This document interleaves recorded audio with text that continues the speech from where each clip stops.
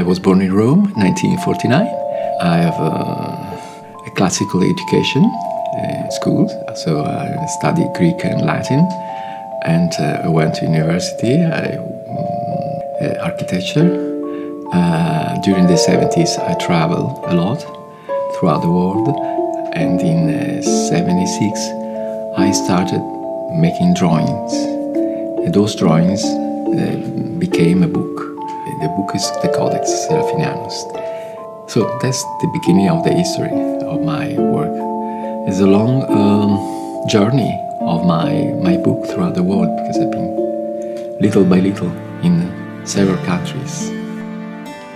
I don't want to keep any mystery about the Codex, because it's a simple work of art, and art is mysterious for the reason we mentioned, and it's very difficult to understand what is art. But when there is art, we understand that there is art, because art is a fact. I mean, when there is art, we can experience, we can see, we can touch, but we don't know how to justify or how to explain. There is no mystery. I mean, the mystery is the art. What is art? Not a book, because there is no hidden message or something to decode. There are other aspects. The beauty, the relationship between images and writing. We know how children they grow up imitating the adults. They see the adults reading and seeing images and connecting images with written words. And so the imitation creates stories, novels.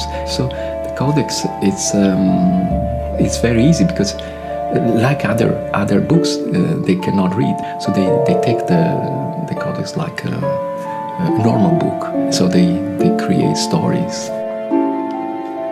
And it's kind of attempt to make the adults like children, to make the adults illiterate, not just the word analphabet, not able to read. So they have to exercise their imagination again, another time. So it's another chance for the adults to go back to the golden age of the childhood, just before going to school, for instance, my favorite age. There is a sympathy for instance, we're talking about animals. Everybody has a sympathy for animals. I like very much birds. I like deers. The beauty of deers fascinates me, and the lightness of the birds. As always, when I was a child, I was fascinated by birds, and I spent a lot of time just in the woods, looking for the nest of the birds, trying to understand the different languages of the birds. So birds are certainly very important in my vision. At the same time, I'm fascinated by funny technology, or technology which is useful for small things. Everything which is, in a way, domestic, we can encounter easily in our lives. We are surrounded by wonderful things. What is important that we have to always to improve our capability of looking through reality, what is around us. When I was working, I really didn't know why I was doing that, because I tried to figure out to imagine afterwards why I did it. This is the 8th edition of the Codex, because the time changes. Like the encyclopedia and the Codex, you have to add something to renew the book.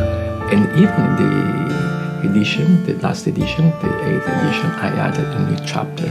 So the idea that every 5-6 years I could add a chapter, and maybe even in the future I would imagine as an open work which can be continued by other artists in the future, and so maybe for 2 or 3 centuries.